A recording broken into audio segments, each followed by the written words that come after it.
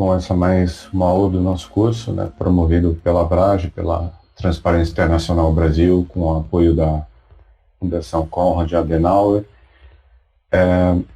Essa aula, nós pensamos uma espécie de finalização do curso, apesar de amanhã a gente ter uma atividade ao vivo para tirar dúvidas, né?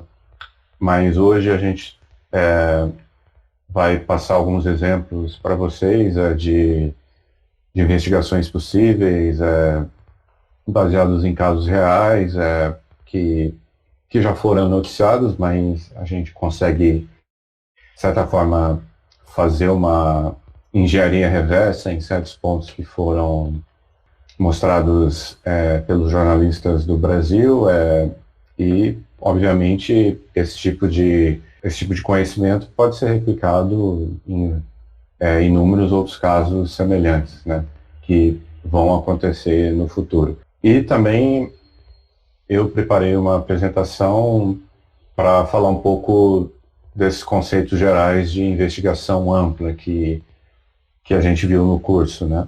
Está comigo hoje também o Álvaro Justen, né, que vai ajudar a gente a esclarecer os pontos de investigação, do cruza-grafos, de bases de dados e dúvidas em gerais que vocês tiverem, né. Como eu estava dizendo, né, as aplicações práticas, né, que a gente está vendo ao longo do curso, né, com exemplos, e também, obviamente, algumas bases são mais simples, né, de entender a possibilidade de obter uma pauta ou confirmar ou não uma informação, mas tem outras fontes que vocês estão vendo, né, que são complementares, né? Você sempre precisa de uma outra base de dados, de uma fonte humana para confirmar ou descartar. Então, essa apresentação ele fala desse trabalho geral, né, que o jornalista já faz.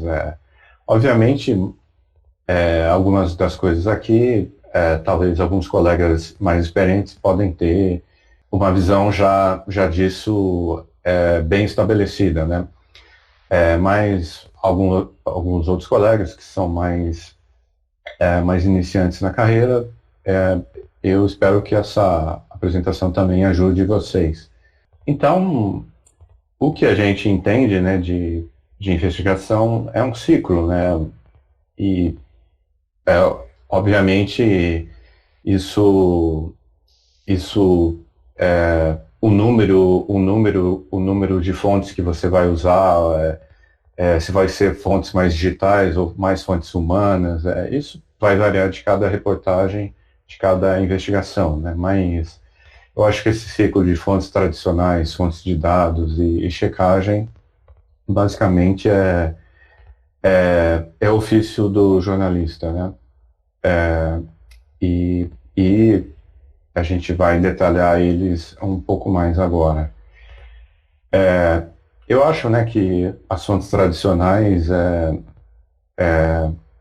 são sempre e vão ser importantes, né? Por mais digital que o mundo seja, eu acho que isso nunca vai terminar, né? Porque o que a gente faz é transmitir o que os seres humanos fazem, né? Em última instância. Então, ligar, mandar e-mail, falar pessoalmente, a gente sempre tem que fazer, né?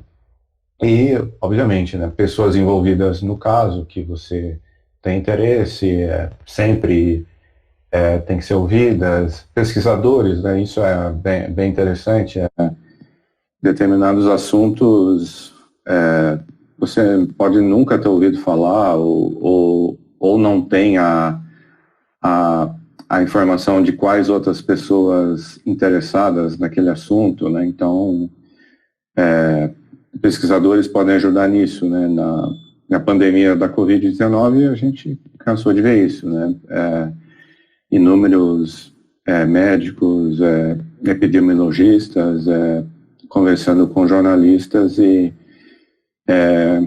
explicando para jornalistas e para o público em geral o que tá acontecendo com o mundo, né? Obviamente, né, advogados, o trabalho de investigação muitas vezes acaba parando em questões judiciais, então os advogados de defesa, de acusação, sempre são importantes a serem ouvidos, né? E muitos deles até passam muitas informações sobre os casos, né? Porque também é de interesse deles, né? A gente vai falar um pouco sobre isso daqui a pouco. Também policiais, promotores, juízes, dependendo da cidade, do caso, alguns são mais abertos, outros menos, alguns falam em on, outros em off, mas também são pessoas que podem ter acesso privilegiado a informações muito úteis, né? Processos judiciais, né? Até um exemplo que eu vou mostrar hoje, no processo judicial do caso tem um detalhamento ótimo do caso. Então, para você entender o caso ou para você obter uma informação relevante do caso, saber ou ler o processo judicial pode ser muito interessante. E também funcionários públicos relacionados, né? É interessante, né, que o trabalho jornalístico, muitas vezes ele foca no chefe, né, o deputado, o prefeito, o governador, o presidente, o secretário, mas todos esses caras têm um monte de assessores, e esses assessores, dependendo também do interesse deles, que deve ser levado em conta, e também do grau de se eles são acessíveis ou não, as pessoas podem passar informações relevantes, né, sobre uma situação pública, né? E os nomes dessas pessoas, principalmente em cidades maiores, em capitais e o governo federal, você consegue o nome dessas pessoas, né? Então, os servidores públicos de carreira ou contratados de confiança também são pessoas interessantes, né, de serem ouvidas e também investigadas, né? Tem casos que a gente já mencionou aqui que assessores são laranjas de políticos, né? Então, conhecer essas pessoas sempre no mínimo interessante, né? Bom, e sobre fontes de dados, né? A gente viu durante todo o curso, né? Até depois eu vou disponibilizar essa apresentação, eu posso colocar links, né? Alguns desses portais, dessas fontes de bases de dados, a gente falou com mais calma, outros bem brevemente, né? Mas eu acho que o Cruzagráficos que vocês estão usando, a Receita, o TSE, a CVM, a LAI, o Brasil I.O., o Siga Brasil, né, que eu falei um pouco na aula de ontem, o portal da transparência de todas as esferas, né? Alguns são excelentes, outros têm falhas, mas isso muda de caso para caso. A CGU, né, tem estudos bem interessantes sobre várias questões federais, estaduais e municipais, então vale a pena manter a atenção na CGU. Os sites de transparência do Executivo e Legislativo, né, como eu mencionei agora há pouco, por exemplo, para saber a lista de funcionários públicos de um determinado órgão público, você pode consultar no próprio site, né, de transparência do Executivo ou Legislativo, né. As agendas, né, dessas pessoas com quem elas se reúnem também é um indicativo interessante de possíveis influências ou não. Os gastos, né, do Executivo e Legislativo, gastos de gabinete, por exemplo, são bem gastos com combustível são bem interessantes de serem investigados. Outras fontes de informação, né, que a gente mencionou rapidamente, é o Atlas da Notícia, né, que é um grande trabalho para catalogar veículos de mídia no Brasil todo, né, então isso é muito interessante para, como eu disse, pesquisar influências políticas em órgãos de imprensa, né, principalmente em cidades menores. Existem no Brasil famílias que são donas de rádios, TVs, jornais. Isso pode ser interessante pesquisar sobre isso, né? A investigação em cartórios, né, que a gente teve uma aula basicamente sobre isso, e também o material impresso, as juntas comerciais, né, que a qualidade delas varia de estado para estado, mas em alguns estados realmente a quantidade de informação sobre empresas é muito grande, e alguns outros projetos, né? Compara Brasil e o Meio Município tem dados muito interessantes sobre finanças públicas. O Manual GPI, que recentemente foi lançado pelo Projor, né, tem muitos dados sobre as eleições de 2020, e o CPSP Data e o Pindograma, né? O CPSP Data da FGV e o Pindograma é um trabalho independente, né, de programadores que moram fora do Brasil. Eles têm muitos dados sobre eleições brasileiras também. E alguns projetos da Abrage que foram mencionados também, né? O Publix, que é um banco de dados de processos judiciais, o Achados e Pedidos, né, que é muito interessante para vocês pesquisarem a situação da LAI do Brasil, na LAI no Brasil, e ter acesso a inúmeros pedidos que já foram feitos, e com isso também aprender como fazer um pedido na LAI, né? E o Control-X, que também é um banco de dados de processos judiciais para retirada de conteúdo no Brasil, né? A gente sabe que ainda mais em ano eleitoral, esse tipo de processo aumenta bastante, né? Políticos que tentam retirar de veículos jornalísticos ou redes sociais conteúdos sobre eles, né? A checagem, né, que sempre vai ser relevante no jornalismo, né? A origem, a data de informação, a metodologia usada para construí-la, ou como posso obtê-la, que conflitos de interesse podem existir, né, com o autor da base de dados ou da informação que passam para você, o que efetivamente está sendo medido e apontado nas informações, podem existir vieses nas informações, os dados ou a informação foram coletados por quem, em que data, existem margem de erro, né, na base, que interesse a informação pode esconder. Todas essas perguntas ajudam na checagem, né? Quando você responde essas perguntas, fica mais fácil checar e aí possivelmente descartar, né, uma informação.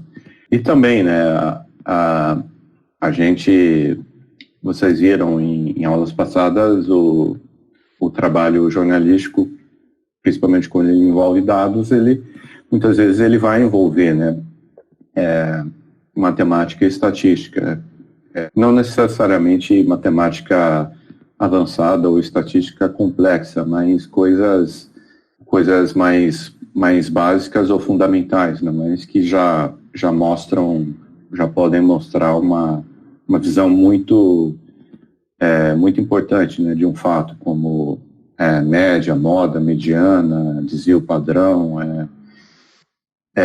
Mas, obviamente, tudo isso, existem ferramentas que podem automatizar isso, que podem ajudar, programas de planilha, linguagem de programação, mas, obviamente, sempre o ideal é você refazer, né, suas contas, verificar valores que são muito discrepantes de uma média, valores muito pequenos ou muito baixos, porque, obviamente, isso pode ser um fato, né? Esses valores discrepantes podem ser realmente verdadeiros e, se forem, ótimo, mas também pode ser um erro na base de dados ou na sua análise, né? Então, vale a pena verificar isso.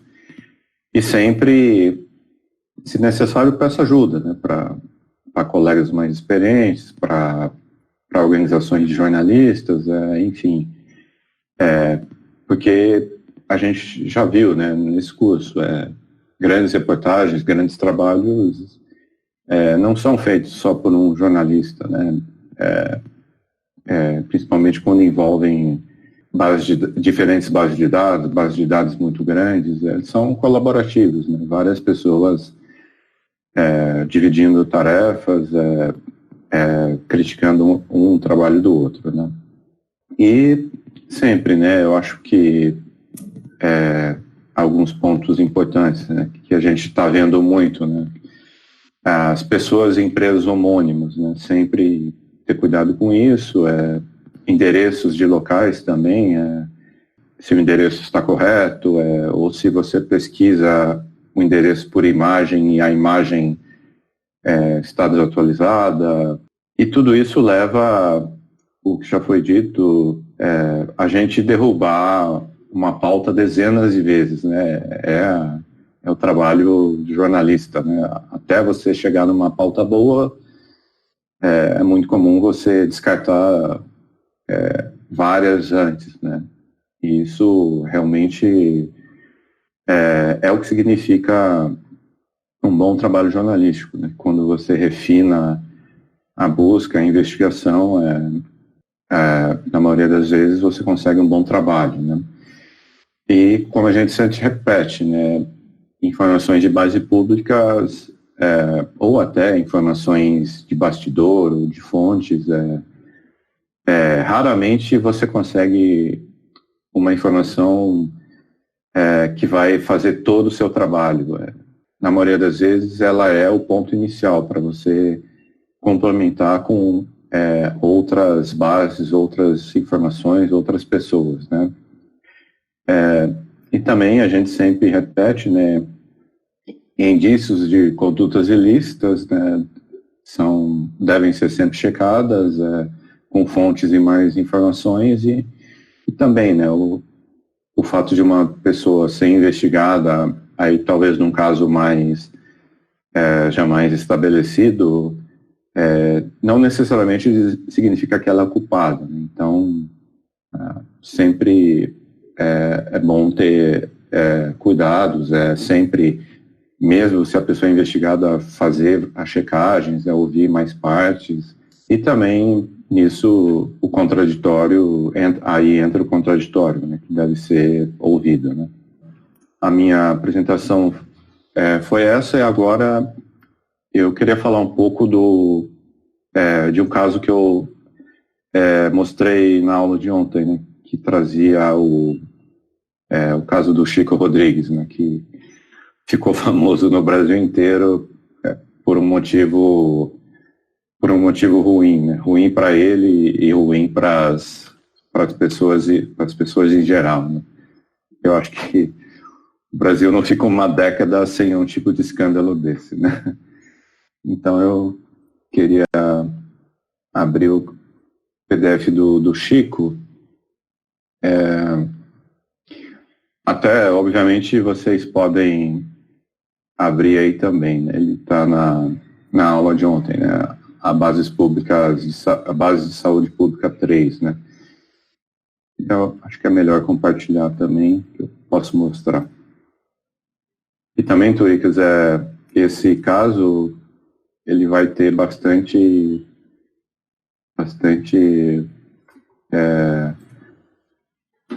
uso no cruzagraphos, né? E também outras bases, né? Então fica à vontade para você opinar aí também, né? Beleza, só para complementar, na verdade reforçar o que você falou, eu acho que é muito, mas muito importante a gente sempre duvidar dos dados, né? Eu já trabalho há bastante tempo com isso, e várias bases de dados de fontes oficiais eu já encontrei erros, né? Desde erros, por exemplo, que eu comentei na aula que eu comentei dos dados da Covid, né, que o Ministério da Saúde já publicou um dado de óbitos no boletim diário deles errado por um erro de digitação, até alguns erros mais consistentes, digamos assim, né, que são para base de dados inteiras, por exemplo, da Receita Federal, que colocou a razão social das empresas sócias de outras empresas errada, né. Então, é muito importante, mesmo que venha de uma fonte oficial, a gente checar as informações, ver se faz sentido, né, fazer contagens para ter noção de, tipo, o número de registros que tem aqui faz sentido, se é um valor pago, esse valor, essa soma de valor faz sentido, porque muitas vezes ou o dado veio errado, ou a gente está fazendo também filtros, que são filtros que às vezes não podem ser feitos naqueles dados dessa forma, porque eles são, enfim, tem alguma lógica ali específica que a gente tem que trabalhar de maneira um pouco mais cuidadosa. É mais para reforçar mesmo, que eu acho que é muito importante. Em estatística a gente chama outliers, né? Valores que aparentemente não fazem sentido, né? Eu acho que na primeira aula eu até mencionei, né, dados de declarações de bens de candidatos, né? Todo ano de eleição tem algum candidato bilionário. Pode ser verdade, mas em muitos casos é basicamente erro de digitação. Então, esse ano tem alguns bilionários. Na aula do TSE a gente viu. Voltando ao caso aqui do Chico. Bom, nesse PDF, né, que eu compartilhei tem um resumo do caso, né? E, obviamente, isso eu até vou colocar a data aqui depois data que ele foi feito, né? Eu escrevi anteontem. Obviamente, como é um caso muito novo, informações novas vão surgir, talvez até outras sejam descartadas ou refutadas, que é o que eu coloco aqui, né? O que a gente está trabalhando é sobre uma pessoa investigada, né? Apesar do caso dele ser absurdo, né?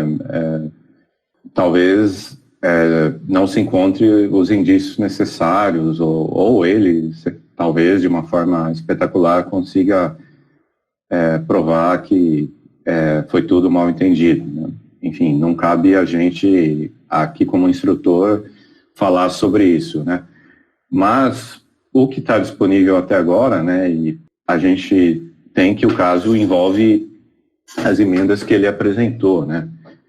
E o Siga Brasil, né, que eu mencionei também na aula, né, na aula de Bases da Saúde Pública 3, é uma fonte excelente para você pesquisar informações de emendas, e também, recentemente, o Night Center, né, fez um curso sobre isso, e esse curso ainda está aberto. Então, também, um curso só, acho que 80% do curso foi sobre o Siga Brasil. Então, é uma fonte muito boa de informação. E, por exemplo, eu vou interromper aqui para compartilhar uma outra tela. E o Siga Brasil, né, a consulta é relativamente simples.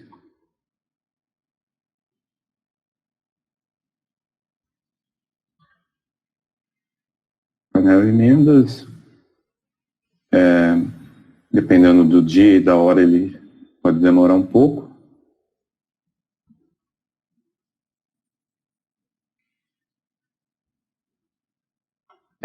O painel do Siga Brasil é muito extenso, né? Tem informações que talvez interessem a você também, que a gente não vai falar aqui. Mas ele abre com um ano corrente, né, selecionado, 2020, e lá no final tem a lista de execução de emendas, né? E também a gente pode baixar isso, né, nesse ícone aqui, o siginho do enviar para Excel. Ele vai abrir como exportar, né, como uma planilha de Excel.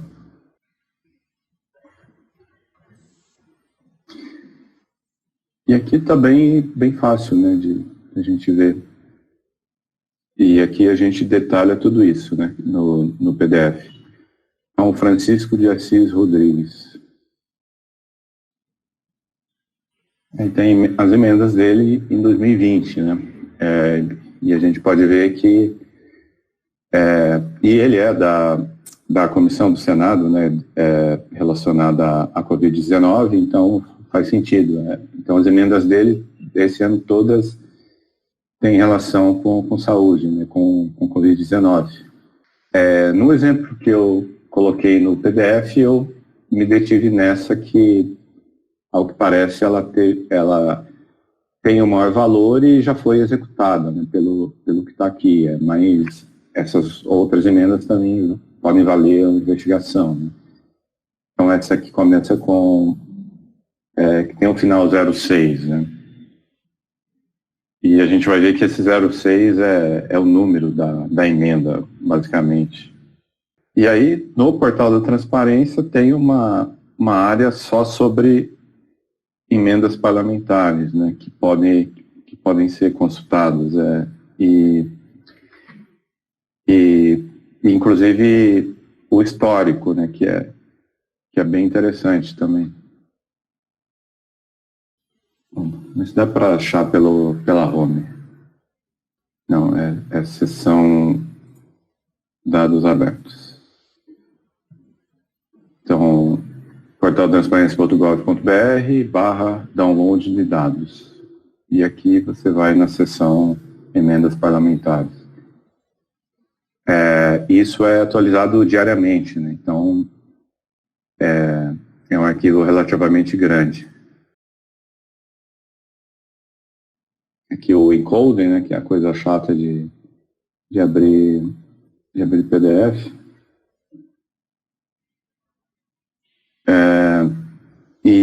E é interessante que no arquivo do portal da transparência, o nome do autor da emenda aparece como o nome urna dele, né? Não é o nome completo. Então, tem Chico das Verduras, por exemplo. No nosso caso, Chico Rodrigues, 2020, e tem o código da emenda, né, que bate com o que está veio do CIAF. Só o que ocorre aqui é que eles invertem, né? Primeiro vem um ano, depois o código. E essa emenda aqui a gente tem uns detalhamentos a mais, né, do que consta no arquivo do CIAF, né?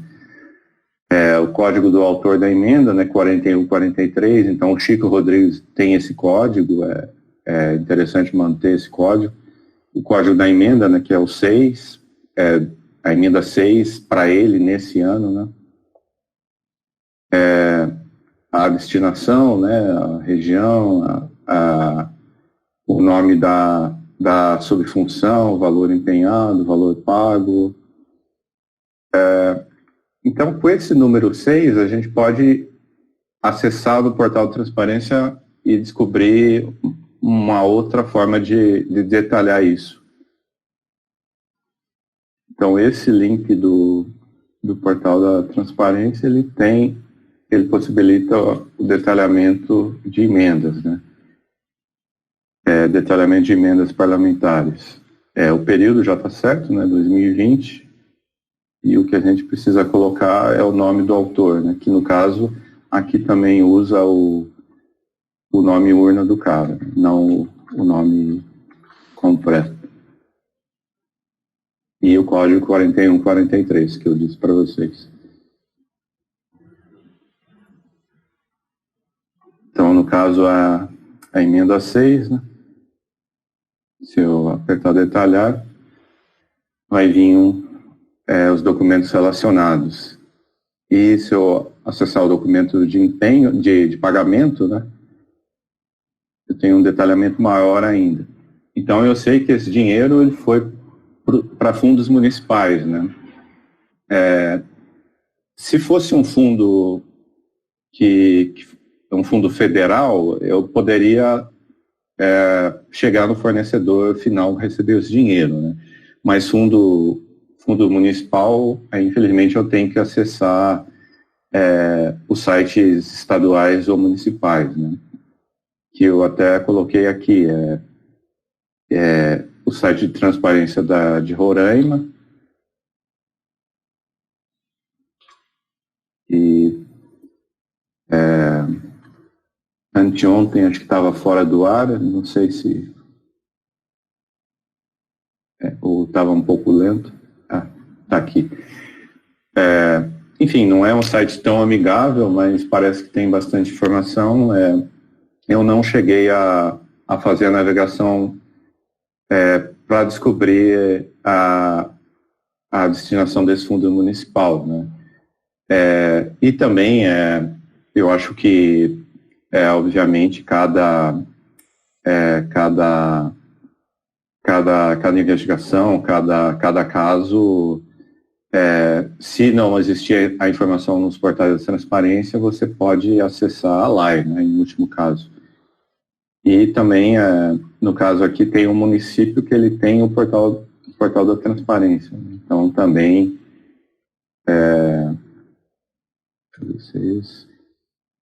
também pode valer a pesquisa para ver se você consegue o detalhamento lá, né? No caso Rorainópolis, é a cidade, não sei se alguém conhece aí.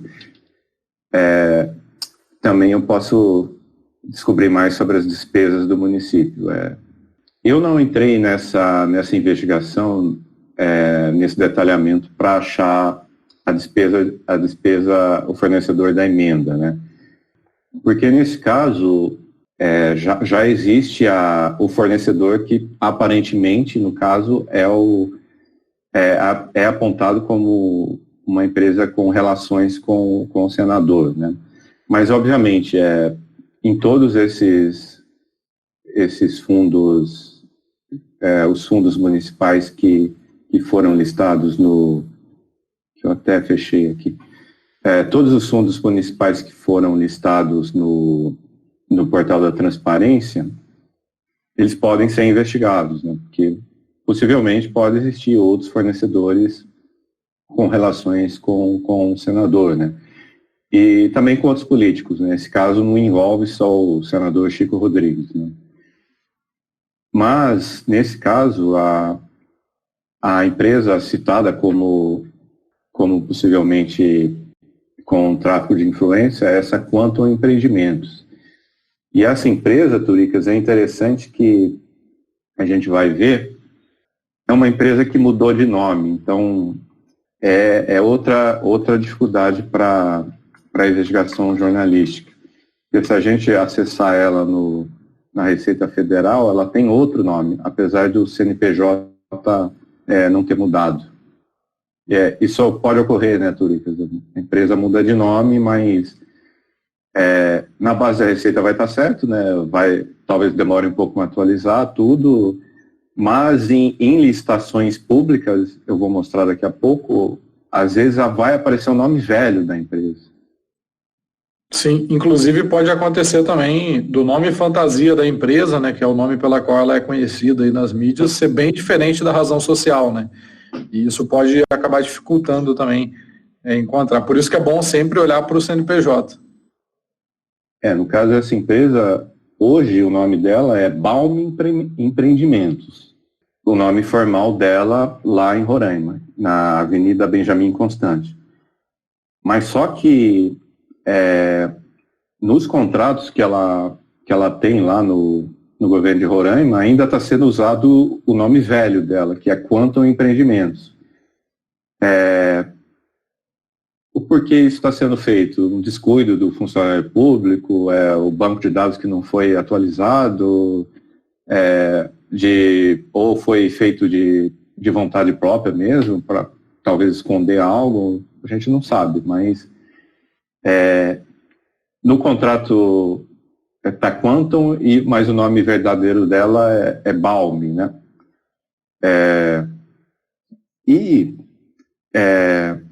Essa empresa, ela pode ser encontrada, os contratos dela, em um portal que a CGU fez, né, que foi mostrado ainda lá no módulo 1, né, quando foi apresentado o histórico da CGU, como ela trabalha, né, o Jorge Ragia falou para vocês. E na pandemia da Covid-19, a CGU fez esse portal, né, que a CGU fez um portal para detalhar milhares de gastos da pandemia no Brasil. E nesse portal a gente encontra os contratos. Só eu ter falado. Nesse portal a gente encontra os contratos de Roraima também.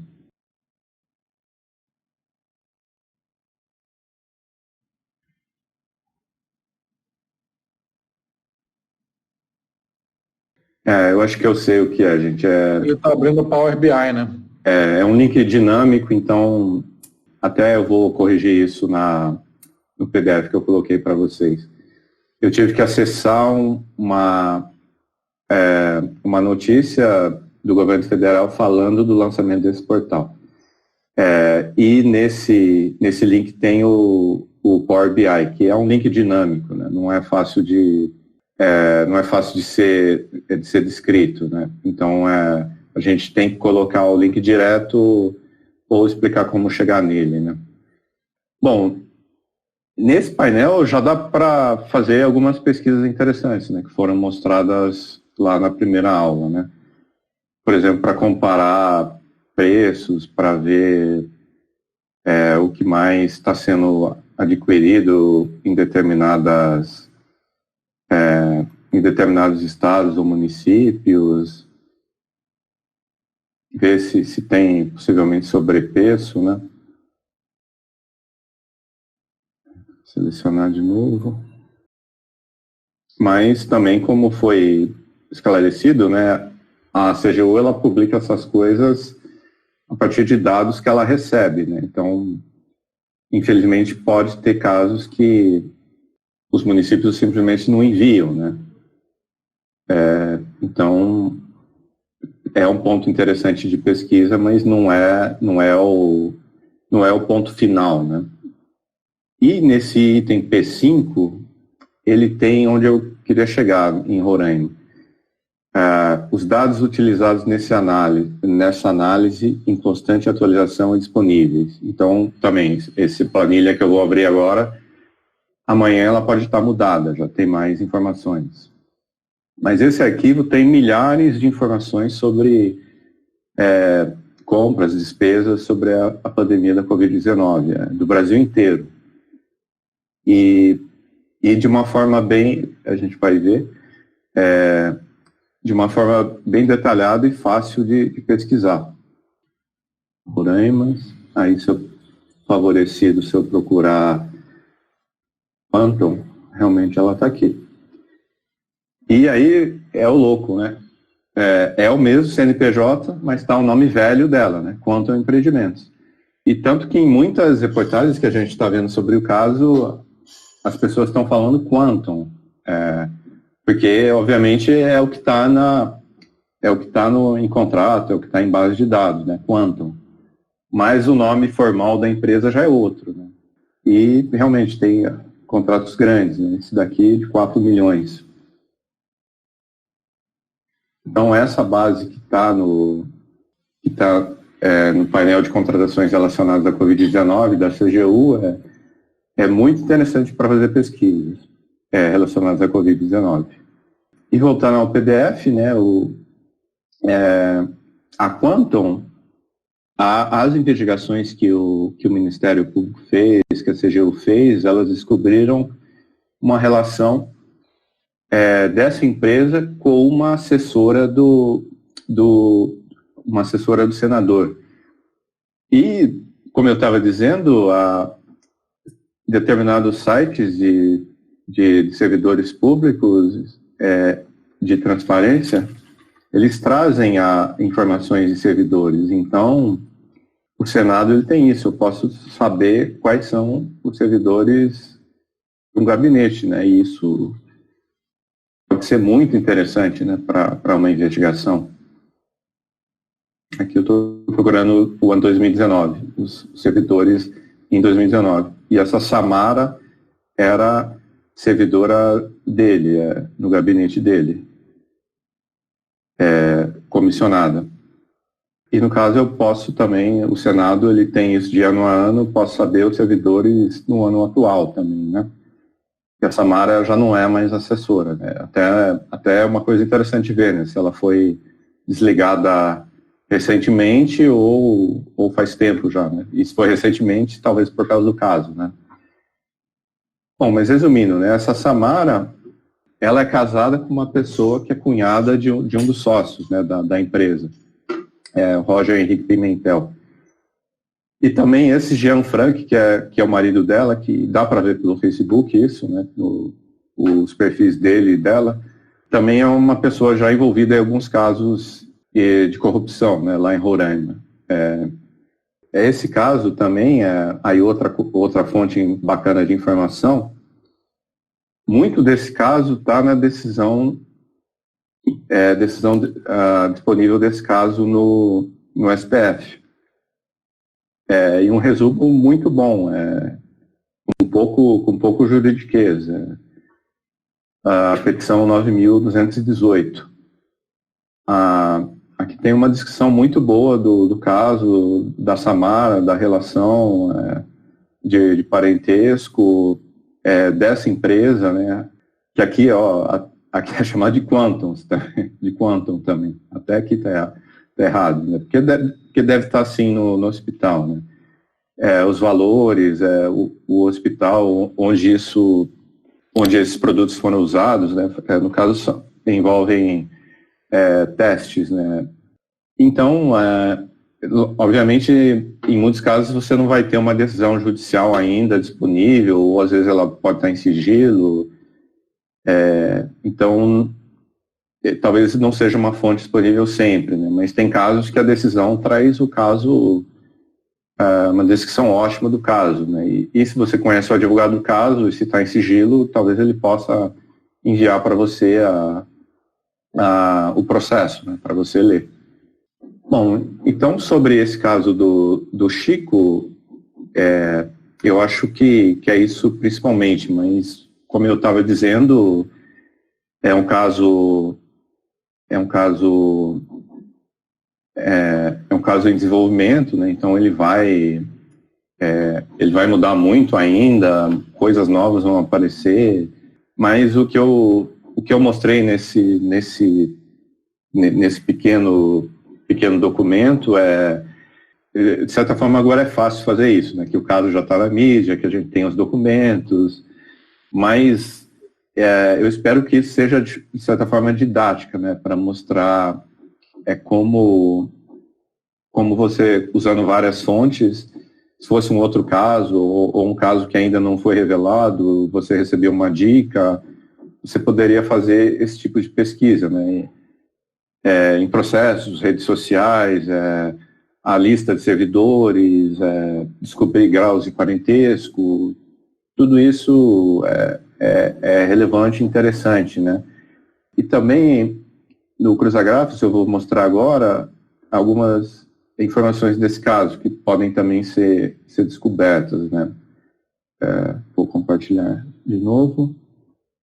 Bom, primeiro que no Cruzagrafos ainda não está disponível, né, a informação dessa empresa Quantum, né?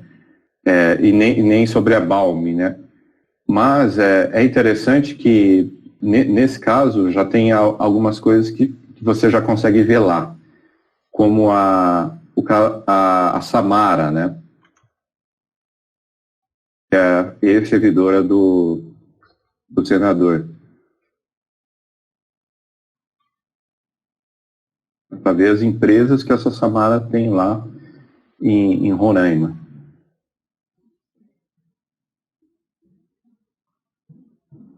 Tem uma sócio de uma empresa de cosméticos e essa de produtos químicos. E se você expandir os nós, né, os nós vizinhos,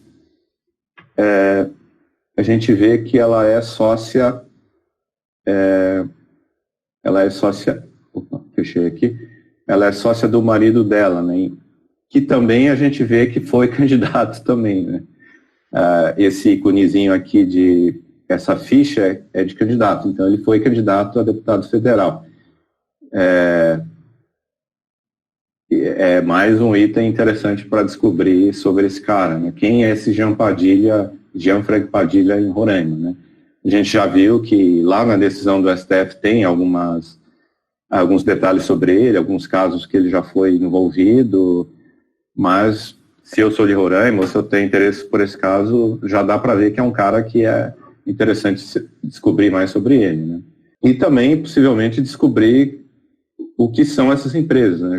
JBC, a Única de Cosméticos, outros sócios dessas empresas, né? Vilma da Costa Padilha, talvez se elas têm relações com órgãos públicos lá de Roraima, né? Que se elas têm contratos, enfim, a investigação pode continuar a partir da Samara e os negócios dela e do Gianfranco, né? Que obviamente, repetindo, só são pessoas dentro do caso, né? Talvez não tenham culpa nenhuma, né? Mas elas estão em investigação agora, né? E também o próprio senador, ele pode ser pesquisado aqui no Cruzagrafos e nessa pesquisa feita com ele tem uma particularidade bem interessante. No caso, Francisco de Assis Rodrigues é um nome comum no Brasil, né? Relativamente comum. Então, se você procurar pelo nome completo dele, vai aparecer diversos. Então, casos que o nome é relativamente comum, o melhor é fazer a forma como eu fiz agora, né? O cargo e o nome e urna dele. Aí eu posso chegar mais rapidamente no nome, né, nele especificamente, né? E aqui está Chico Rodrigues, senador 2018. Aí, se eu expandir os nós dele, né, eu vejo as empresas que ele é sócio lá em Roraima, né, que pode valer uma investigação, né, a fundo, para saber contratos, para saber relações. E eu vejo um sócio, um dos sócios, né, desse cara em uma empresa, né, essa São Sebastião Construções, que é o Pedro Arthur Ferreira Rodrigues, né, que a gente sabe agora que é o suplente dele, né, e é o filho dele. Isso é muito, assim, né, não é ilegal, isso pode ser feito, mas, de certa forma, é imoral, né? O senador sai, pede licença por um caso grave, né? E quem assume é o filho dele, e o filho dele é sócio dele em pelo menos uma empresa, né? Então, a independência dessa pessoa no cargo, de certa forma, no mínimo vai ser questionada, né?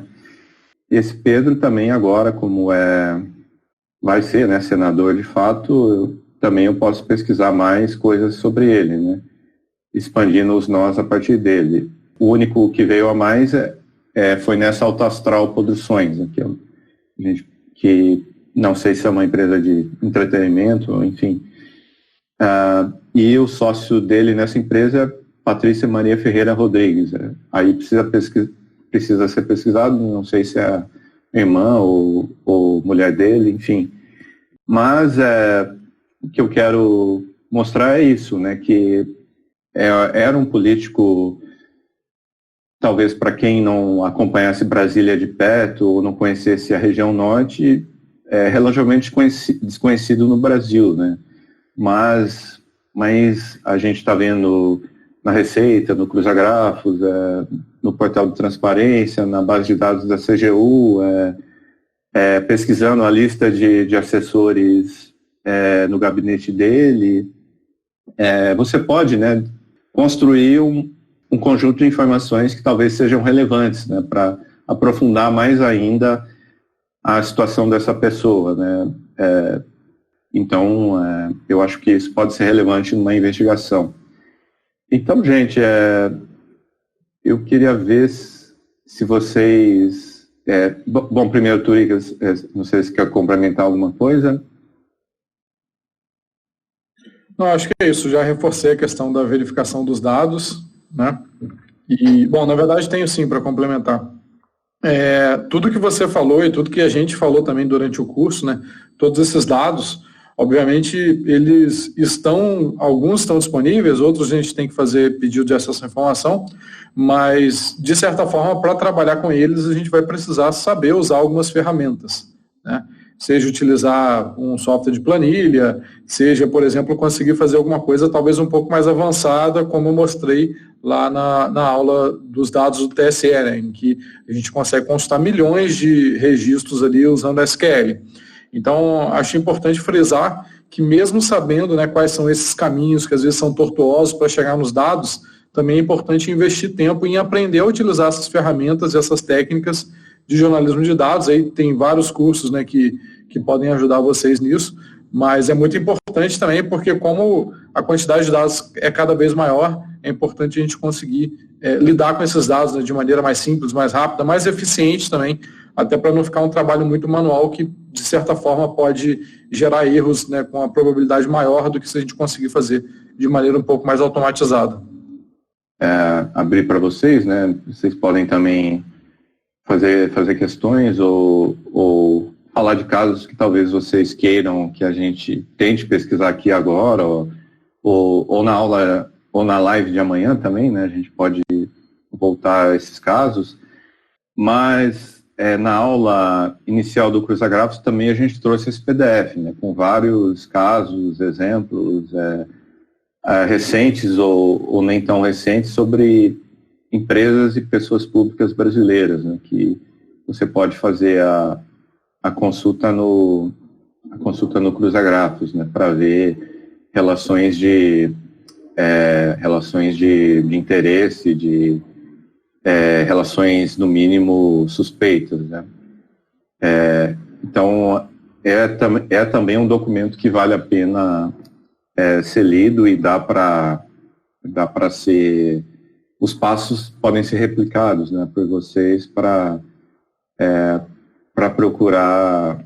procurar informações e também aprender como fazer isso em outros casos semelhantes, né? Então, gente, sobre hoje. Vocês têm dúvidas ou casos que vocês gostariam que a gente talvez tentasse fazer uma pesquisa ou, no mínimo, uma opinião sobre um caso? Reinaldo, bom dia. Só uma dúvida, aquele painel da CGU estão relacionados gastos somente com dinheiro federal, não é isso? Com recursos da União. Eu não sei dizer a porcentagem, né? Mas na pandemia, boa parte dos gastos em relação à pandemia estão vindo com a ajuda do governo federal, né? Fundos federais de saúde ou repasses por emendas a estados e municípios para gastarem no combate à pandemia.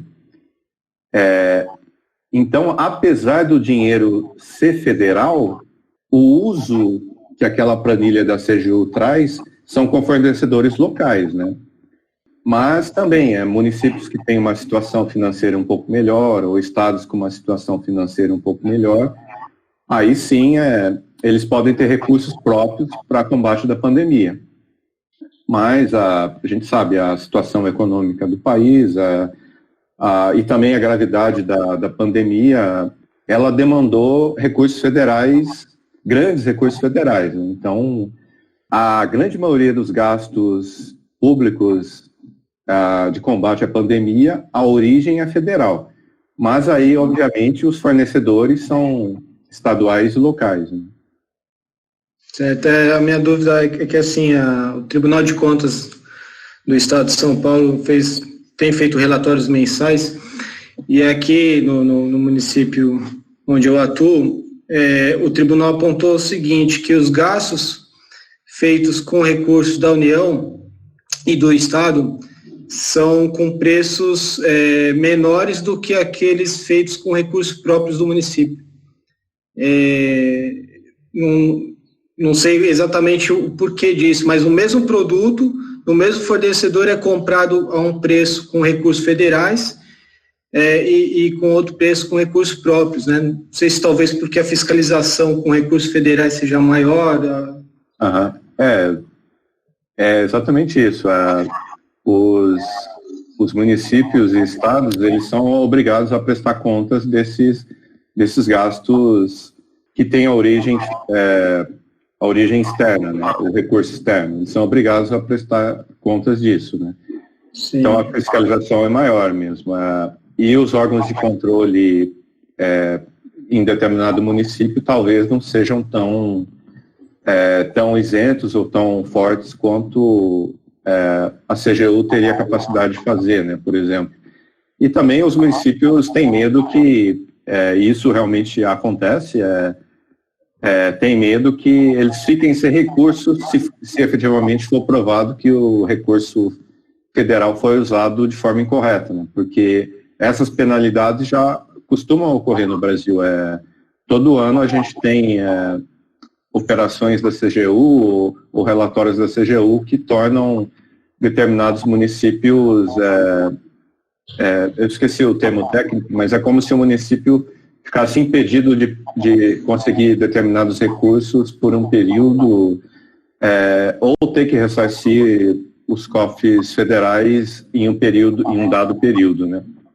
Mas é isso mesmo, a fiscalização dos órgãos federais costuma ser maior, né? Mas, obviamente, nesse caso específico que tem muita compra com dispensa de licitação e milhares de compras, né? Eu acho que possivelmente tudo isso demore alguns meses ou até anos para tudo isso ser efetivamente pesquisado, né? E mesmo com essa fiscalização maior, a gente está vendo, né, que tem pessoas em todos os estados brasileiros que estão usando compras com dispensa de licitação para fazer compras aparentemente irregulares, né? No Rio de Janeiro, São Paulo, Roraima, Santa Catarina, Pará, Amazonas, a gente tem casos assim, né? Bom, parece que tem um comentário. Eduardo Goulart. O governo federal também compra em maior volume e pode conseguir preços mais baixos por isso. É verdade mesmo. Muitos insumos da pandemia, insumos de luvas, testes, o oxímetro, né? Todos esses insumos foram comprados aos milhares, né? Pelo governo federal. Então, mas nem sempre isso é regra, né? Porque a gente já teve, principalmente no início da pandemia, a alegação que como a demanda estava altíssima, né, no mundo inteiro, até o governo federal estava comprando esses insumos com preço acima, né? Acima do que era praticado no ano passado, por exemplo.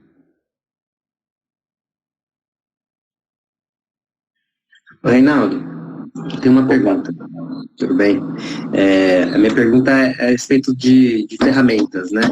Por exemplo, se a gente quisesse fazer um raio-x do Ministério da Saúde para saber qual a lista de servidores ou de cargos comissionados do Ministério da Saúde, para depois a gente começar uma investigação, né, de cada pessoa, enfim, essas relações e tal. O que você recomendaria para começar a fazer essa lista? Porque eu imagino que eu, pelo menos, não encontrei no site, tão simplesmente, uma lista dos servidores comissionados, né? Seria um portal da transparência ou alguma outra ferramenta, né, que está incorporado? Teria que fazer um pedido via LAI mesmo? Nem todos os ministérios têm essa transparência. Como eu mostrei agora, o Senado, ele lista todos os servidores, né? Até onde eu sei, o Ministério da Saúde realmente não tem a lista geral de todos os servidores. Aí eu acho que o caminho é lá mesmo. Mas eu creio que é um pedido relativamente simples, não simples que vai vir rápido, né? Talvez demore algum tempo. Mas eu acho que é um pedido que não vejo porque um órgão público negaria, né? Ainda mais um órgão federal. Mas também eu vi isso até eu não fiz isso para essa aula, mas eu fiz isso há uns 2 meses para uma apuração sobre a pandemia, né? A lista de servidores do Ministério da Saúde. Até se alguém souber onde a gente pode encontrar, por favor, fique à vontade para falar. E também existe no Brasil, infelizmente saiu do ar há pouco tempo, existe um serviço que raspava o Diário Oficial todo dia para pegar nomeações. Eu acho que é Movimento Acredito. Dizem eles que vão voltar ainda esse ano. Eu posso até mandar o link. Esse movimento é um grupo de ativistas, programadores, que raspava o Diário Oficial da União para pegar nomeações e desligamentos todo ano, né? Deixa eu ver se o link pelo menos está aberto ainda.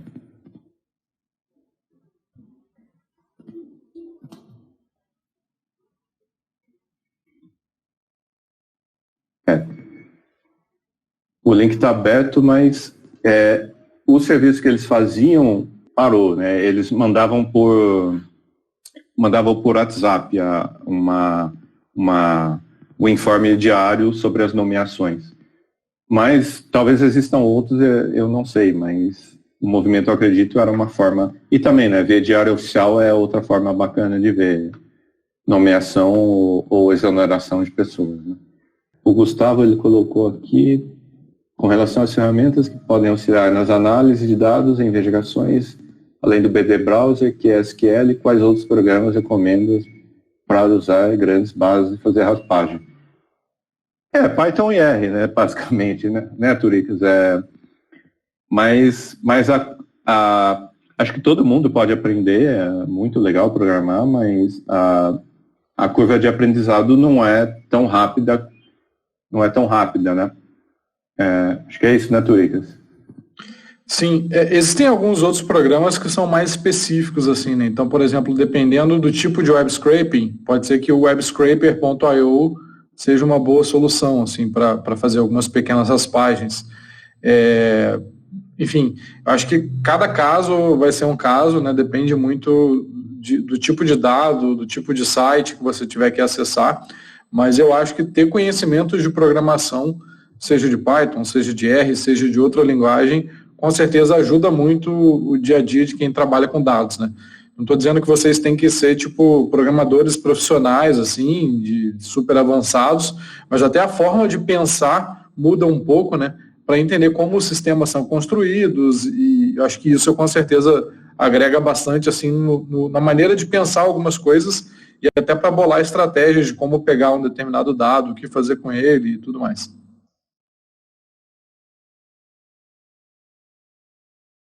Eu coloquei aí o link do WebScraper. Ele tem vídeos, né, que dá para ver um tutorial, aprender. Não é tão difícil realmente. Basicamente ele mapeia o site que você está acessando, e aí ele captura o que está aparecendo no site, né? Pode ser útil realmente. E tem outros plugins interessantes, o Selenium, né? Tem o Web Selenium que também dá para, deixa eu ver aqui, também dá para ser usado. O Selenium eu uso bastante ele com Python. Para quem não conhece, o Selenium é uma forma de você controlar o navegador do computador. Então você consegue criar um programa que abre o navegador e vai fazendo coisas como se fosse um usuário. Tipo, acessa um site, clica no botão tal, clica na próxima página, e aí a cada interação dessa você consegue extrair dados que estão na tela do navegador e exportar isso para um arquivo CSV, enfim, fazer algum tipo de consulta e por aí vai. Então, dá para você automatizar processos que eventualmente você faria, né, de forma manual aí, navegando, às vezes, em sites que são mais complexos de você criar um programa para extrair o dado direto do site, você pode simular realmente como se fosse um usuário navegando naquele site. Eu me dei uma notícia aí que tem várias ferramentas de raspagem. Outra coisa que também não perguntaram ainda, né, mas sobre redes sociais também tem algumas ferramentas, né, o CrowdTangle, que é do Facebook, mas também pega conteúdo do Twitter também. Tem algumas coisas pagas, né, que também podem ser interessantes, talvez, se vocês usam bastante rede social. Também em programação tem um monte de biblioteca e pacote para raspar rede social, que também mas aí é uma forma mais avançada, que a gente viu, né, a grau de parentesco pelo Facebook pode ser interessante você pesquisar, né? Obviamente não é a fonte primária, né? A gente tem que confirmar essas coisas que a gente vê em rede social, né? Mas eu acho que para descartar ou para reforçar uma dúvida, uma suspeita, a rede social também é interessante você pesquisar, né? O Eduardo está mandando, né, uma lista de comissionados da saúde da Funasa que ele... muito obrigado, Eduardo. Que ele recebeu em julho, né? E obviamente, né, essa lista de comissionados, infelizmente, talvez mude bastante nos meses, né? Então, é algo que, se você quer o mais recente, tem que fazer um novo pedido, mas esse pedido de julho, obviamente, deve ter, quando a pandemia estava ainda mais grave no Brasil, talvez tenha funcionários interessantes para você pesquisar lá, né, que talvez tenham relações estranhas, né. O Lúcio colocou aqui: acabei de entrar no site de transparência da empresa de saneamento de Santa Catarina. Para baixar documentos de uma licitação, me pediram dados, inclusive CPF, para liberar o acesso a documentos. Isso é legal pela lei? Eu acho que... eu não sei se existe norma legal sobre isso. A gente pode perguntar para a Marina lá no grupo da gente, mas eu confesso que não sei se tem norma legal sobre isso. Mas, obviamente, é uma sacanagem, né? Que você acaba revelando quem você é, né? E um dado sensível, né? Que é o CPF. Existem alguns... A Openology, né, tem um trabalho que ela permite que você envie o pedido para ela e ela faz o pedido, né? Um pedido da LAI, né? Não sei se para acessar, no caso, essa secretaria, se poderia fazer isso, né? Mas...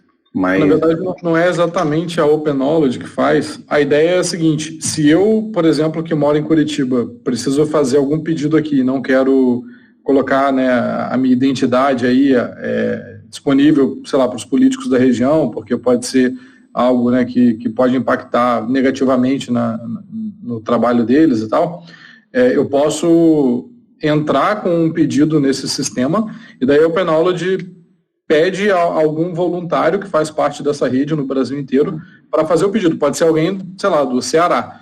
E essa pessoa faz o pedido para cá, essa pessoa não tem ligação comigo e depois eu recebo a resposta do pedido, né? Da mesma forma, eu posso fazer o pedido para alguém, sei lá, do Amazonas, né, daqui de Curitiba, e aí dessa forma, como não tem ligação direta com a pessoa, a gente acaba anonimizando, né, esses pedidos.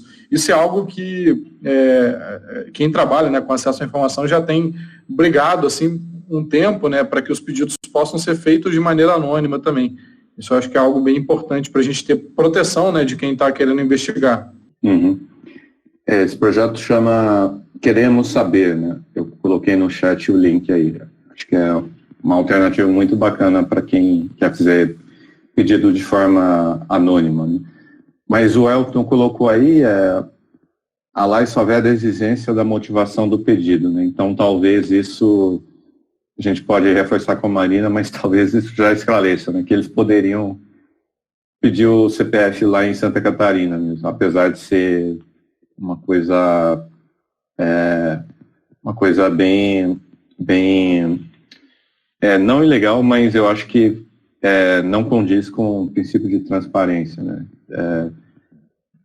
De certa forma, você inibe ou abre margem para talvez as pessoas pensarem que isso pode dar margem à perseguição, talvez. Bom, gente, tem mais algo que vocês querem comentar? Comentar sobre a aula de hoje, sobre exemplos? Bom, gente, então eu acho que eu vou encerrar, mas como sempre a gente está disponível lá no Mural, no grupo de WhatsApp, e também, como eu disse, na live de encerramento amanhã, vocês também podem pensar em mais dúvidas, mais exemplos, a gente pode falar ao vivo disso lá amanhã também. E também exemplos práticos que vocês tiverem, né? Sei lá, um determinado caso ou político, a gente pode dar uma olhada, uma opinião no mínimo, né? Então, de novo, eu agradeço a presença de vocês, agradeço ao Turicas pela atenção. Obrigado, pessoal. Tenha um bom dia aí. Tchau, tchau.